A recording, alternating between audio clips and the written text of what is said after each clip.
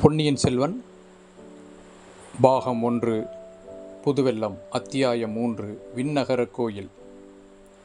கதை சுருக்கம். காட்சி அமைப்பு.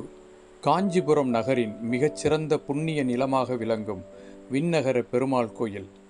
பாண்டியர் பல்லவர்கள் காலத்தில் புனிதமாக போற்றப்படும் இந்த கோயிலில் அப்பொழுது சோழர்களின் ஆட்சி பரவலாக வளர்ந்து கொண்டிருந்தது.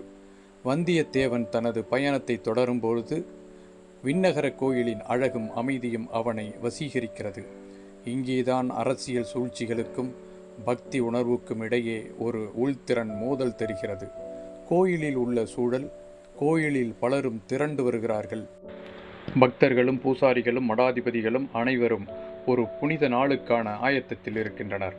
இந்த நிகழ்வில் ஆழ்வார்க்கடியான் நம்பியின் தனிப்பட்ட பங்கு சுட்டிக்காட்டப்படுகிறது. அவர் பக்தனாக இருந்தாலும் கூட சூழ்நிலைகளை நுணுக்கமாக வாசிக்கும் அரசியல் நிபுணராகவும் தோன்றுகிறார். அங்கு அவர் வந்தியத்தேவனுடன் இன்னும் சிறப்பாக தொடர்பு காட்டுகிறார்.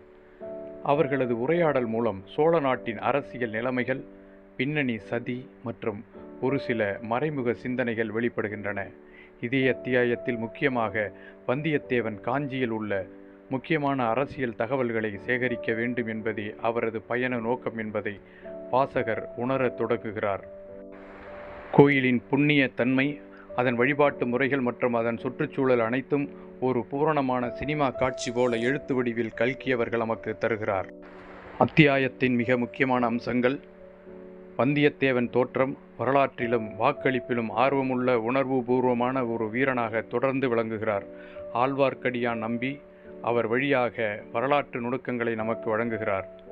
விண்ணகர கோயில் ஒரு புனித கோயில் மட்டுமல்ல, அரசியல் விழிப்பு உருவாகும் இடமாகவும் பயன்படுகிறது.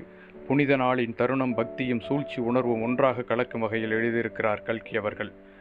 இதன் முடிவுரை என்னவென்றால், அத்தியாயம் கதையின் புனிதமான ஆனால் அளவுக்கு மீறிய அரசியல் சூழ்ச்சி இருக்கக்கூடிய இடங்களை உருவாக்கும்படியாக அமைந்துள்ளது. விண்ணகர கோயில் என்பது வெறும் கோயில் இல்லை, சோழர் நாட்டின் உயரிய சிந்தனைகளும் அடங்கிய மறைமுக அரசியல் அமைப்புகளுக்கும் இது ஓர் மையமாக அமைந்திருக்கிறது.